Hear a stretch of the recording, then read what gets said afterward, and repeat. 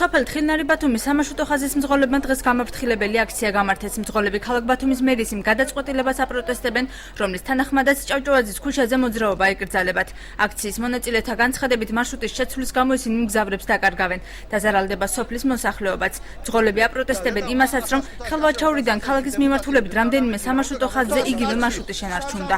Klientemից შეიძლება დაიკარგოს, მაგრამ იმდენ ის სოფელი ითხოვს. ჩვენ კლიენტზე იმდენს არ მოქმედებთ, რამდენიც სოფელზეა დამოკიდებული და სოფელს აქვს განაწილებული, მაგრამ ჭავჭავაძის ქუჩა, ჭავჭავაძის ქუჩიდან არის მიმოსვლა ადვილი. გინდა სტუდენტი იყოს, გინდა სავატყოფო იყოს, გინდა სხვადასხვა დაწესებულებები და ამისთვის მთელი სოფელი ითხოვს, რომ ჭავჭავაძის ქუჩით იაროს მარშრუტკამ. თუ კანონის წინაშე ყველა ვარ თანაბარი, ჩვენ ვიც ვიმუშავებთ 15 დღეს ხელვაჩაურდით ქალაქელობას. ქალაქი ავტომატურად განიტვირთება. ეს არის გამოსავალი ჩემის აზრით. მძღოლების პროტესტს უერთდებიან ადგილობრივებიც, მათი თქმით, ძირითადი სამოძრაო ადგილები, ბაზარი, უნივერსიტეტი და სამედიცინო პუნქტები არის, გამოც გადაადგილების გაგრძელებას და ხარჯების გაზრდას ვარაუდობენ. რას მოვიტყოდა სოფლის მარშრუტკამ, გვემსახუროს და წაგვიყვანოს, რაფერთ საჭიროა იმ გზით. ჩვენ ცოდვა არ ვართ სოფლიდან რომ წევიდეთ, პერესეთკებით ბაზარში არ დაჩევიდეთ? ცოდვა არ ვარ, მე ყველას შემოსავალი არ აქვს.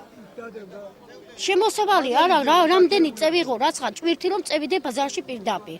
რატო დავიარო იქიდან, კილომეტრებიდან? მარტო ბაზარზე რომ კაცი მიდიოდეს, კაი და ჯანდაბასთან წევიდეს, მაგრამ ბაზრის გარდა ხალხი სტუდენტია, ავადმყოფია. ძირითადი ქუჩა რატომ აიცი იქიდან დაპირისპირება სტუდენტიც გადადის ინსტიტუტში.